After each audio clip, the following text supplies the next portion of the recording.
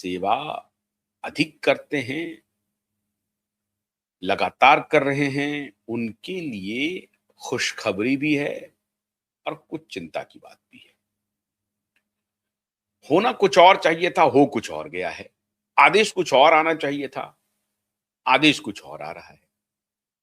आदेश तो आना चाहिए था कि भई किसी रूट पर मैक्सिमम फेयर कितना होना चाहिए। आदेश आना चाहिए कि अगर कोई ऐसी परिस्थिति हो जाए जिसमें कि हवाई यात्रा अनिवार्य हो उस रूट पर, तो उसपे आप अनाप-शनाप फेयर नहीं ले सकते हैं। उदाहरण के तौर पर मैं आपको बता रहा हूं कि चंडीगढ़ दिल्ली के बीच में एक प्रदर्शन हो रहा था सड़क पर और सड़क यात्रा बाधित थी। ट्रेन से लोग आ जा रहे थे और जो लोग सड़क और ट्रेन भी काफी हद तक कुछ जगहों पर बाधित की गई थी, जहां पर प्रदर्शन हो रहे थे। और वो कई बार ऐसा हुआ, किसान आंदोलन के रूप में देखा गया और भी कई आंदोलन हुए, जो स्थानीय आंदोलन हो रहे थे, उसमें सड़क मार्ग को बाधित किया गया था। मतलब दिल्ली पहुंचने वाली जो भी हाईवेज हैं और जो रेल रूट है, उसको बाधित किया जा रहा था। ऐसी परिस्थिति में एक ही मार्ग बचता था, वो था वायु मार्ग, हवाई यात्रा। अब हवाई यात्रा के लिए चंडीगढ़ से दिल्ली की जो फेयर था, 92,000 था। 2,000 2,500 में जनरली वो फेयर रहता है दिल्ली चंडीगढ़ का। मुश्किल से 30 से 40 मिनट की यात्रा है। 250 किलोमीटर है दिल्ली से चंडीगढ़। उसके लिए 92,000 वसूले गए और ये ब्रॉड डे लाइट में हो रहा था। सरकार कहां थी? और यही सरकार थी, कोई दूसरी सरकार नहीं थी। मोदी जी की ही सरकार थी। सरकार कहां खोई थी? तो फैसला यह आना चाहिए था कि ऐसी विकट परिस्थिति में, विपरीत परिस्थिति में, जिसमें कि यात्रियों को यात्रा करना अनिवार्य हो, कोई साधन नहीं हो, आप उनकी अनिवार्यता का या उनकी मजबूरी का आप बेजा इस्तेमाल किस हद तक कर सकते हैं? करिए, बेजा इस्तेमाल तो करिए कि 2,500 की यात्रा आप कहें कि भाई 2,500 नहीं लेंगे, हम 5,000 लेंगे। 10,000 तक चले जाइए। जो 2,500 है आप 3 गुना ले लीजिए। भाई 300% का इजाफा कर दीजिए, कोई दिक्कत नहीं है। लेकिन यहां तो परसेंटेज चला गया साहब, उसके बारे में तो सोचना ही बेकार है। 92,000 और 2,500 का कोई मतलब है क्या? 92,000 में टिकट बेचे गए।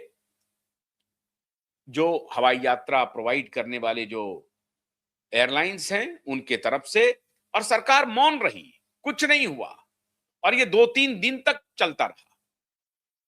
और ऐसा कई बार होता है। दिल्ली पटना की जब आप यात्रा करें या दिल्ली बेंगलोर की यात्रा करें, मुंबई की यात्रा करें, तो छोटे शहरों में तो और भी अधिक है। होली के समय ले लीजिए साहब, दीपावली के समय ले लीजिए आप, दशहरे के समय ले लीजिए आप। एक तरफ की जो यात्रा होती है जिसमें अमूमन आप 3,3500, 4,000, 4,500, 5,000, 6,000 तक जाता है। 20,000, 22,000, 25,000, 30,000 की टिकटें बिक रही होती है। तो कोई ना कोई तो आप रेगुलेशन लाएंगे ना कि साहब इससे अधिक आप फीस नहीं ले सकते, इससे अधिक आप फेयर नहीं ले सकते हैं। ये गलत है, ये इनह्यूमन है। तो यहां टकेसर भाजी, टकेसर खाजा चल रहा है साहब। पूरी तरह से सरकार इस मामले में जिनको की इंटरवीन करना चाहिए था और हवाई यात्रा को सुलभ बनाने के लिए, सर्व सुलभ बनाने के लिए इंटरवीन करना चाहिए था, वो नहीं कर रहे हैं। आप अगर प्राइस फिक्सेशन कर रहे हैं तो आपके फ्लाइट मान लीजिए कि खाली जा रहे हैं, आप अगर प्राइस को कम कर दें, अब तो आपने क्या कर दिया, रेलवे में आपने फ्लेक्सी यात्रा कर दिया। मतलब जो राजधानी ट्रेन है या शताब्दी ट्रेन है, उसमें आप जाएं तो आपको फ्लेक्सी टिकट खरीदने पड़ेंगे। आज कुछ है, कल का कुछ होगा, परसों का कुछ होगा फेयर। आज अगर आप जाते हैं तो हो सकता है कि 1,800 में मिल जाए। टू एसी दिल्ली और पटना की अगर आप यात्रा कर रहे हैं तो 2 एसी की कीमत जो है वो 3,400 रुपए है राजधानी में। लेकिन अगर आप, ये उनके ऊपर डिपेंड करता है, हो सकता है 4,400 रुपए भी आपसे तहसील ले। तो आपने ये इसलिए किया क्योंकि आप चाह रहे थे कि जो यात्री राजधानी के एसी 2 या फर्स्ट क्लास से यात्रा कर रहे हैं या अन्य गाड़ियों में जो फर्स्ट क्लास से यात्रा कर रहे हैं, वो चाहें तो अपने को शिफ्ट कर सकते हैं एयर ट्रैवल की तरफ। क्योंकि वहां भी 4000 से 6000 के बीच में आप टिकट दे रहे हैं। तो लोग सोचते थे कि चलिए 3000 है, 4000 है तो हम 6000 का की यात्रा कर लेते हैं। ये काम चलिए माना जा सकता है आपने ठीक किया। लेकिन आगे का कोई कैप निर्धारित नहीं किया। और अभी आप कह रहे हैं कि बहुत बड़ा फरमान आ गया है साहब। फरमान क्या आया है? मतलब खोदा पहाड़ निकली चुहिया, ऐसा फरमान है।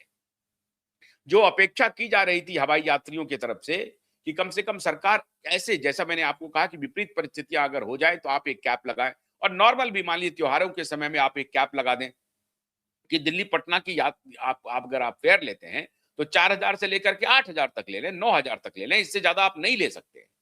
आप ले रहे हैं 22000, 25000। तो कैसे ये हो रहा है? घूस पहुंच रहा है साहब, घूस, माला माल। सिविल एविएशन मिनिस्ट्री के अधिकारियों को पैसे पहुंच रहे हैं, वरना यह काम कैसे हो रहा है? इनह्यूमेन, पूरी तरह से इलॉजिकल फेयर आप तसील रहे हैं। आप कह रहे हैं कि इसमें कमाई कर लें। आपने कभी देखा है कि दीपावली के समय में जो कपड़ा, रेमंड का ही कपड़ा मान लीजिए, रेमंड का कोई शर्ट का पीस है जो नॉर्मल डेज में मान लीजिए कि 2000 रुपए मीटर बिक रहा है, तो दीपावली के समय में वो 4000 मीटर हो जाता है? ऐसा नहीं होता है। वो हो सकता है कि 2000 के बजाय 2200 हो जाए या 2300 हो जाए, 2500 हो जाए, लेकिन 2000 का 4000 रुपए पर मीटर वो खरीदने लगता है, ऐसा तो नहीं होता है। ये अकेला सिविल एविएशन है जिसमें कोई रूल रेगुलेशन नहीं है। आपने पूरी तरह से, और उसमें भी दो एयरलाइंस है जिनके पास 90% शेयर है साहब।